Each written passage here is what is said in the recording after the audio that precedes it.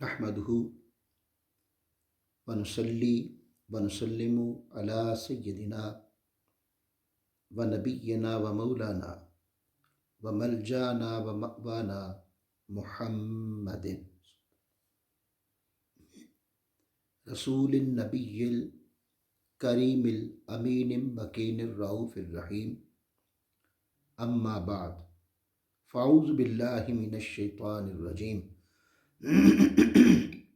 بسم اللہ الرحمن الرحیم ان الصلاۃ تنہی عن الفحشاء والمنکر صدق اللہ مولانا العظیم۔ واجب الاحترام معزز سامعین و ناظرین اور خواتین و حضرات، اللہ کی توفیق اور آقا علیہ الصلوۃ والسلام کے نالین پاک کے تصدق سے ہم درس عرفان القرآن کی اس مبارک علمی، روحانی اور تربیتی نشست میں حاضر ہیں۔ معزز ناظرین، ہماری گفتگو نماز کے ظاہری اور باطنی آداب اس موضوع کے تحت ہم نے آغاز کیا تھا، اور پچھلی نشست میں ہم نے بے حیائی ہر برائی کی جڑ ہے، اسے قرآن و حدیث کی روشنی میں بیان کیا تھا۔ آج ہم اپنی گفتگو کو آگے بڑھاتے ہوئے اپنے اصل موضوع کی طرف کہ نماز کے ظاہری اور باطنی آداب کیا ہیں اسے بیان کرتے ہیں۔ معزز ناظرین، زیر موضوع کے تحت معزز ناظرین، جو آیا مبارکہ ہم نے اللہ کی توفیق اور آقا علیہ الصلوۃ والسلام کے نالین مبارک کے تصدق سے تلاوت کی ہے، اس میں اللہ تعالیٰ نے نماز کی عظمت کو بیان کیا ہے اور اس کی تاثیر کو بیان کیا، اور فرمایا ان الصلاۃ تنہی عن الفحشاء والمنکر، بے شک نماز منع کرتی ہے، روکتی ہے بے حیائی سے اور اللہ کی ہر نافرمانی سے، جس سے یہ پتہ چلا کہ قرآن مجید وہ قرآن مجید جس میں شک کی گنجائش نہیں ہے، جس میں ابہام نہیں ہے، جس میں تذبذب نہیں ہے، اس قرآن مجید کے بیان کے مطابق نماز بے حیائی سے اور اللہ کی ہر نافرمانی سے روک دیتی ہے۔ یہ نماز کا اثر ہے۔ اسی طرح آقا علیہ الصلوۃ والسلام نے فرمایا الصلاۃ معراج المؤمنین، یہاں بھی نماز کی تاثیر یہ بتائی جا رہی ہے کہ اگر نماز ادا ہو تو نماز مومنوں کی معراج ہے، یعنی معراج تک لے جاتی ہے۔ اسی طرح حضور نے فرمایا الصلاۃ عماد الدین، نماز دین کا ستون ہے، یعنی اگر نماز ادا ہو تو اس کا اثر یہ ڈیولپ ہوتا ہے کہ معاشرے میں وہ دین مبین جو اللہ نے بھیجا اور اللہ کے رسول صلی اللہ علیہ وسلم لے کر آئے، اگر نماز ادا ہو جائے تو معاشرے میں اس دین کے استحکام کا ذریعہ بنتی ہے۔ گویا سارا دین ایک عمارت ہے اور اس کی ستون نماز کو قرار دیا۔ ناظرین، جب اس مفہوم کی احادیث مبارکہ اور آیات مقدسہ ہم تلاوت کرتے ہیں تو ہمیں یہ پتہ چلتا ہے کہ نماز کی تاثیر یہ ہے کہ اس سے بندے کی طبیعت میں نافرمانی نہیں رہتی، اور فقط نماز ہی کا عمل معاشرے میں استحکام دین اور احیاء دین کا ذریعہ بن جاتا ہے، اور ادھر بندہ سجدہ کرتا ہے، ادھر اللہ کی بارگاہ کی حضوری عطا ہوتی ہے۔ وہ نماز جو اللہ کے رسول نے پڑھا۔ اب یہاں یہ سوال پیدا ہوتا ہے کہ اگر نماز پڑھتے پڑھتے عمر بیت گئی اور نماز پڑھاتے پڑھاتے بھی عمر بیت گئی اور 30-40 سال گزر گئے نماز پڑھتے پڑھتے، نہ اللہ کی نافرمانی سے جان چھوٹی، نہ طبیعتوں سے بے حیائی گئی، نگاہ میں پھر بھی گندگی ہے، سوچوں میں پھر بھی گندگی ہے، زبان سے پھر بھی جھوٹ ہے، دھوکہ ہے، ہرس ہے، لالچ ہے، طمع ہے، حسد ہے، بغض ہے، عناد ہے، کینہ ہے، نافرمانی ہے، حرام خوری ہے، سود خوری ہے، اور ساری زندگی نافرمانی سے بھری پڑی ہے، اور نماز بھی ہے۔ تو پھر ناظرین ہمیں یہ ماننا پڑے گا کہ دو باتوں میں سے ایک بات پھر ضرور ہے، یا تو معاذ اللہ، الیاذ باللہ، اللہ ہمیں معاف فرمائے، یا تو یہ کہنا پڑے گا اللہ معاف کرے کہ قرآن سچا نہیں،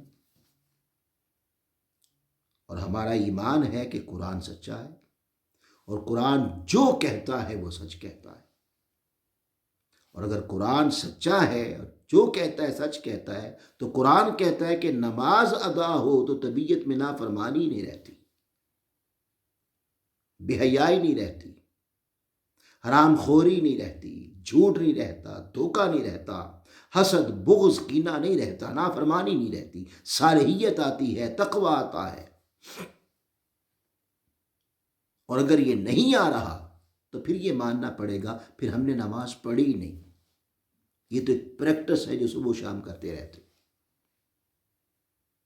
اب آئیے ناظرین، وہ نماز جو معاشرے میں استحکام کا ذریعہ بنتی ہے دین کے، اور وہ نماز جو معراج کرواتی ہے، اور وہ نماز جو طبیعت میں اللہ کی تابعداری اور فرما برداری لاتی ہے، اس نماز کی ادائیگی کا پھر طریقہ کیا ہے؟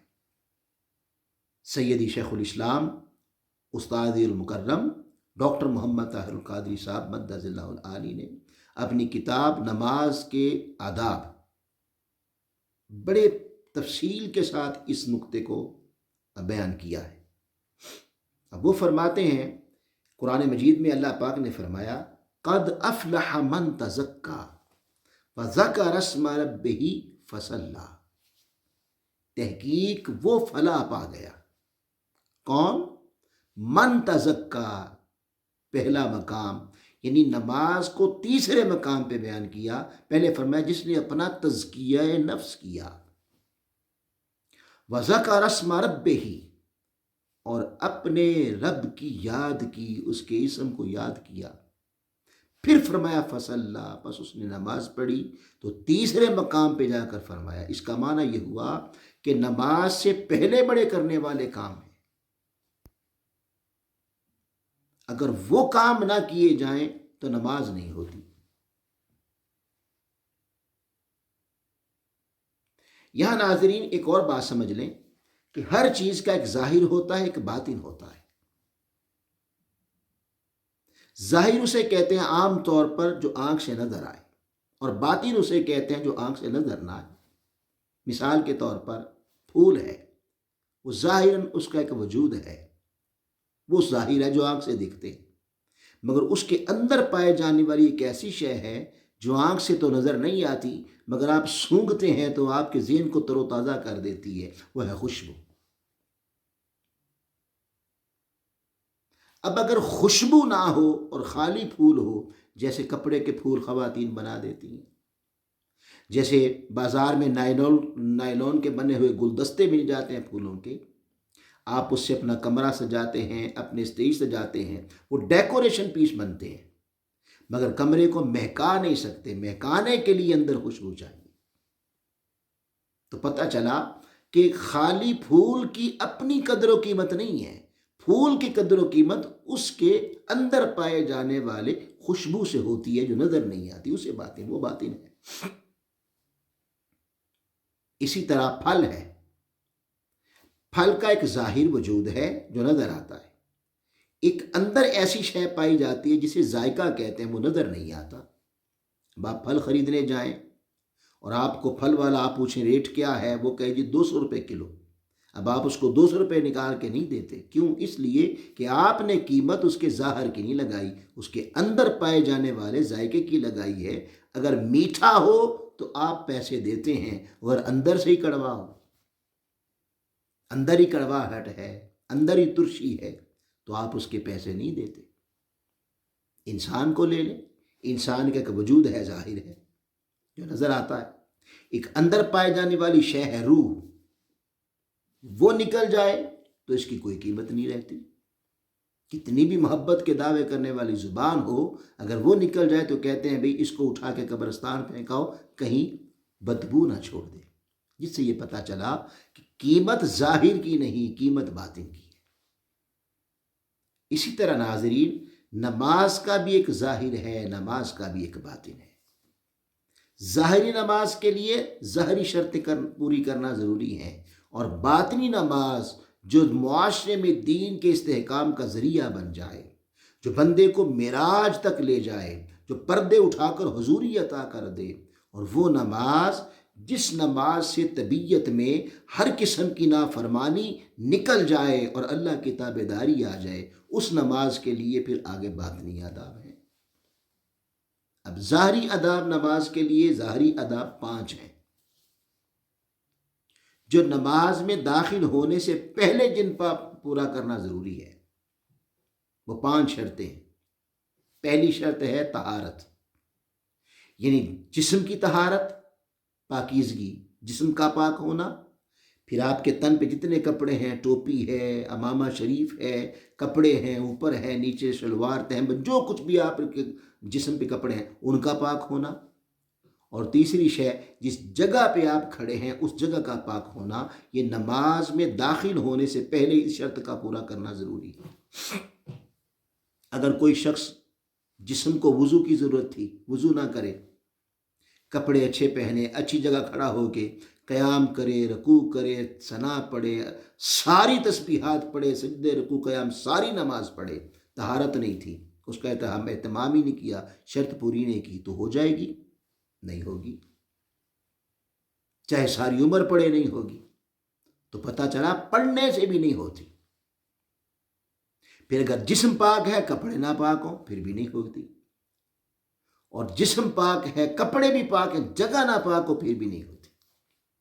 تو پتہ چلا کہ نماز ظاہری بھی اگر ادا کرنی ہو تو اس کی ظاہری شرط جو نماز سے پہلے طہارت ہے، اسے پورا کرنا ضروری ہے۔ دوسری شرط آ جاتی ہے ستر، جسم کا ڈھانپنا، چھپانا، پردہ کرنا۔ مرد کے لیے گھٹنوں اور ناف سے لے کر گھٹنے تک، اور عورت کے لیے دونوں چہرہ، کلائی چھوڑ کر دونوں ہاتھ، اور آگے ٹخنے چھوڑ کر دونوں پاؤں۔ یہ بے شک ننگے ہوں، لیکن ٹخنے ننگے نہ ہو، کلائی ننگی نہ ہو، اور کپڑا بھی سر پہ جو ہے دوپٹہ اتنا باریک نہ ہو کہ اس سے بالوں کی چمک آئے۔ اگر اتنا ستر نہیں کیا تو نہ مرد کی نماز ہوئی، چاہے ساری طہارت تھی، نہ عورت کی نماز ہوئی۔ تیسری شے آ جاتی ہے قبلہ رخ ہونا، سمت کعبہ، یعنی جسم بھی پاک کر لیا، کپڑے بھی پاک کر لے، جگہ بھی پاک ہو گئی، جسم ڈھانپ بھی لیا، کپڑے ستر بھی تھا، مگر پتہ ہے کہ ادھر کعبہ ہے، ادھر منہ کر کے نماز پڑھ دے، پھر بھی نہیں ہوگی۔ تیسری شرط بھی پورا کرنا ضروری ہے۔ اسی طرح چوتھی شرط ہے نماز کا وقت ہونا، وقت نماز۔ اب کوئی شخص ستر بھی پورا کرے، طہارت بھی ہو، کعبے کی طرف منہ بھی ہو، مگر نماز کا وقت ہی نہیں ہے۔ مثلا عشاء کی نماز پڑھنے آیا تھا، اب وہ کہے کہ اگلی فجر بھی ابھی پڑھ جاؤں، تو ہوگی؟ نہیں ہوگی۔ یا فجر پڑھنے آیا تھا کہ یہ کہے کہ بھئی پھر مجھے ظہر میں آنا پڑے گا، عصر میں آنا پڑے گا، مغرب عشاء میں دوبارہ آنا پڑے گا، تو ساری ابھی پڑھ جاتا ہوں، وقت نہیں ہے، تو پھر چاہے ساری پڑھے، ساری عمر پڑھے، نہیں ہوگی۔ تو ناظرین، اس سے سمجھانا، اسی طرح 5ویں شرط ہے نیت کا ہونا۔ اگر کوئی گن پوائنٹ پہ نماز پڑھا دے، پڑھنا ہی نہیں چاہتا، تو اس کی بھی نماز نہیں ہوتی۔ تو ناظرین، اس سے ہمیں یہ پتہ چلا کہ ظاہری نماز کی ادائیگی کے لیے بھی 5 شرطیں پوری کرنا ضروری ہے۔ اگر آپ ایک شرط چھوڑ دیں اور ایک شرط پرواہ کیے بغیر ساری عمر نماز پڑھیں، تو شریعت کہتی ہے پڑھنے سے بھی نہیں ہوتی۔ تو جس طرح ناظرین ظاہری نماز کے لیے ظاہری شرطوں کا پورا کرنا ضروری ہے، اسی طرح سیدی شیخ الاسلام ڈاکٹر محمد طاہر القادری مدد اللہ العالی وہ فرماتے ہیں کہ باطنی نماز جو معاشرے میں اثر پیدا کرتی ہے، جو طبیعت میں اثر پیدا کرتی ہے اور حضوری عطا کرتی ہے، اس کے لیے پھر باطنی شرطیں بھی ہیں، ان کا پورا کرنا ضروری ہے۔ جس طرح ظاہری نماز کے لیے پہلی شرط طہارت ہے، اسی طرح باطنی نماز کی ادائیگی کے لیے پہلی شرط بھی طہارت ہے۔ اب ظاہر میں طہارت جسم کی تھی، پاکیزگی جسم کا پاک کرنا، کپڑوں کا پاک کرنا اور جگہ کا پاک کرنا، 3 چیزیں تھیں۔ اسی طرح باطن میں بھی سیدی شیخ الاسلام فرماتے ہیں 3 چیزیں۔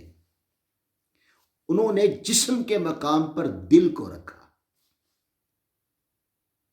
کہ بندے جس طرح جسم کا پاک کرنا از بس ضروری ہے، جیسے بے وضو نماز نہیں ہوتی، اور جسم گندا ہو پلید ہو تو نماز پڑھنے سے نہیں ہوتی، اسی طرح بندے دل پلید ہو دل گندا ہو تو اس سے بھی نماز نہیں ہوتی، جو اثر لاتی ہے، جو معاشرے میں چینج لاتی ہے، جو اللہ کی حضوری دیتی ہے۔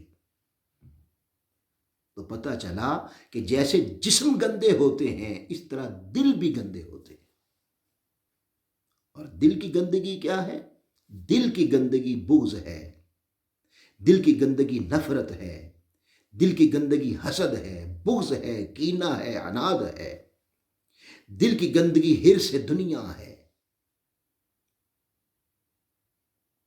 اور دل کی گندگی پھر دل کے اندر دل گندا ہو جاتا ہے اگر بندوں کے ساتھ حسد رکھا جائے۔ اس لیے صوفیہ کرام جسم کے ساتھ ساتھ دلوں کی طہارت پر بھی درس دیتے ہیں۔ حضرت بابا بلے شاہ رحمۃ اللہ تعالیٰ علیہ آپ فرماتے ہیں 12 دھوویں لتاں گوڈے، یعنی وضو کریں، اور اتنے اہتمام سے کہ کہتے ہیں دیکھنا یار کہیں کوہنی تو سوکھی نہیں رہ گئی، یہ ٹخنا تو سوکھا نہیں رہ گیا، کیا ہے وضو نہیں ہوتا، نماز پڑھنی ہے، اتنی احتیاط۔